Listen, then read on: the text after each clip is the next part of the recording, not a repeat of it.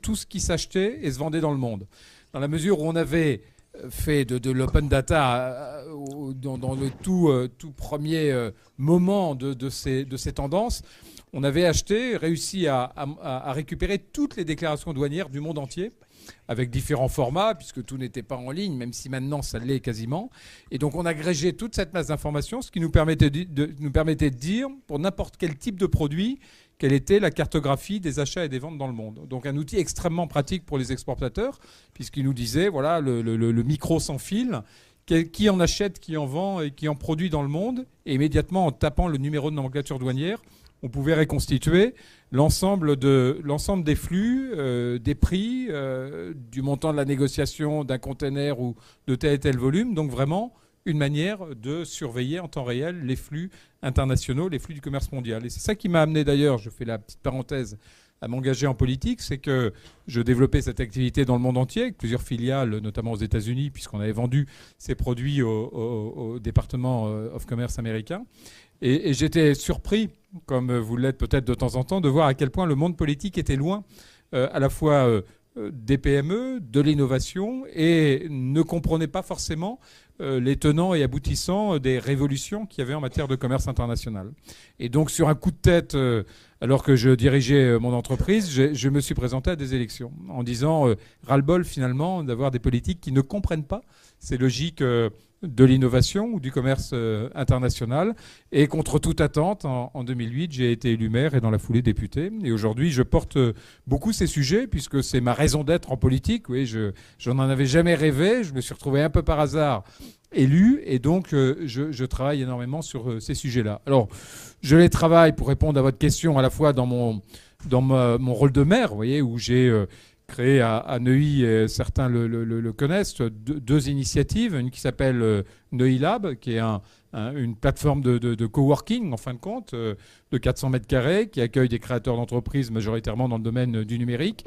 Et puis une initiative particulière qui s'appelle Neuilly Nouveaux Médias. Et si certains d'entre vous veulent concourir, qui ouvre un appel à projets tous les 6 mois et qui identifie des projets à potentiel dans le domaine des nouveaux médias et les positionne pendant 2 ans dans les grandes entreprises de Neuilly. C'est pour ça qu'il y a comme ça des startups qui sont chez M6, chez Chanel, chez Deloitte, chez Deco, etc., considérant que pour émerger, il était plus efficace d'être dans le cœur d'une grande entreprise et de bénéficier de son écosystème, de sa direction financière, marketing et autres, plutôt que d'être dans un long couloir, dans une pépinière d'entreprise traditionnelle.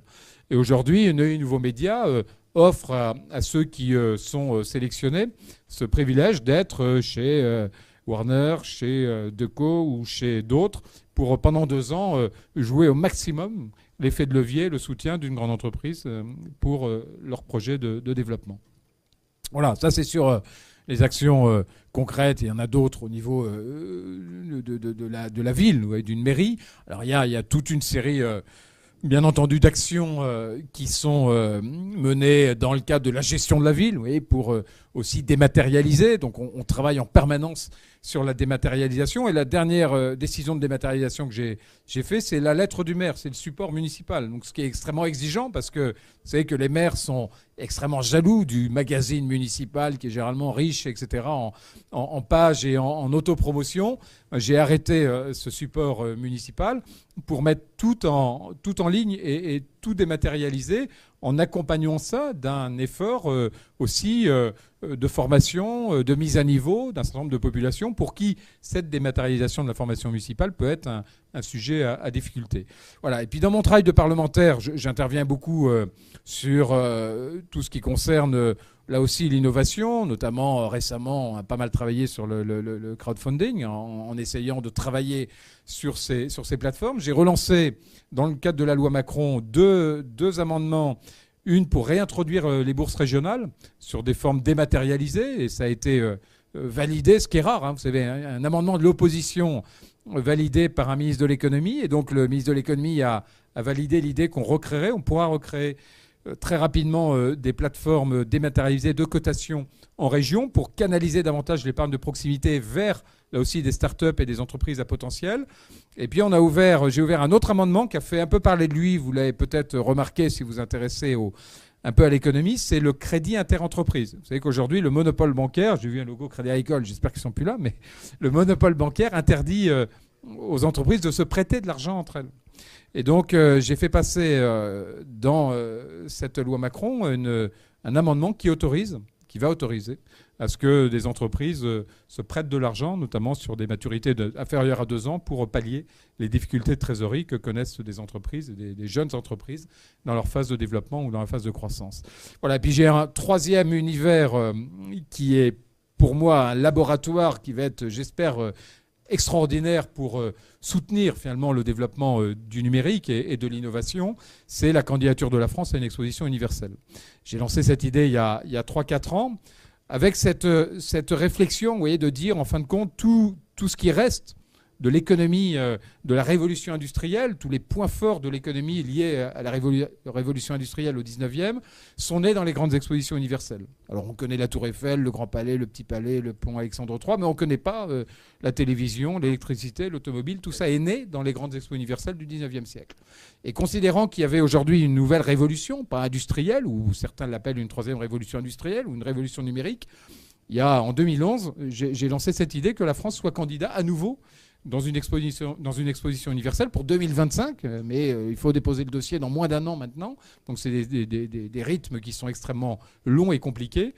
Et j'ai eu la bonne surprise il y a quelques mois que le président de la République, le Premier ministre et à l'unanimité de l'Assemblée nationale valident la perspective d'une candidature française à une exposition universelle. Et donc la France sera candidate dès 2016 à l'Expo universelle de 2025 dans une forme complètement nouvelle, puisque l'idée, je l'ai présentée la semaine dernière à la Fondation Louis Vuitton, l'idée c'est d'avoir une exposition universelle qui ne construise pas ou très peu de nouveaux pavillons, qui s'adosse à l'existant, aux places, aux monuments, aux parvis, à tout ce qui existe, mais qui utilise justement le numérique pour s'exprimer, en disant pour tel et tel pays du monde, est-ce que c'est encore finalement de l'innovation que de lui dire vous allez construire un pavillon à une expo universelle?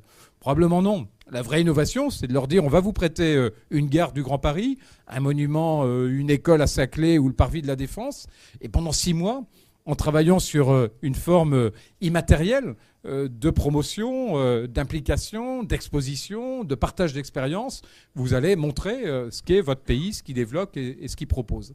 Et on a travaillé ça avec 400 étudiants de grandes écoles et d'universités françaises pour dire, voilà, si on réussit à donner rendez-vous au monde en 2025, et une expo universelle, c'est entre 50 et 100 millions de visiteurs, sur justement faire de la France un véritable laboratoire d'innovation en matière de valorisation de tous les territoires du monde par le truchement du numérique, on aura là une trajectoire d'innovation extraordinaire. Et on a présenté un business plan la semaine dernière de 3 milliards d'euros, autofinançable avec les grandes entreprises françaises et les visiteurs. On va présenter toute une série de grands défis qui seront matérialisés dans une plateforme de crowdsourcing qui, on l'espère, ouvrira à des développeurs brillants une perspective de valorisation de leurs innovations. Voilà.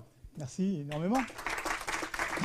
Et c'est très vrai ce que vous avez dit sur l'exposition universelle, parce que le téléphone est né à l'exposition universelle de 1900. Au départ, vous savez pourquoi il a été inventé, le téléphone? Ils ne savaient pas quoi en faire. Ils avaient inventé un système pour transporter du son.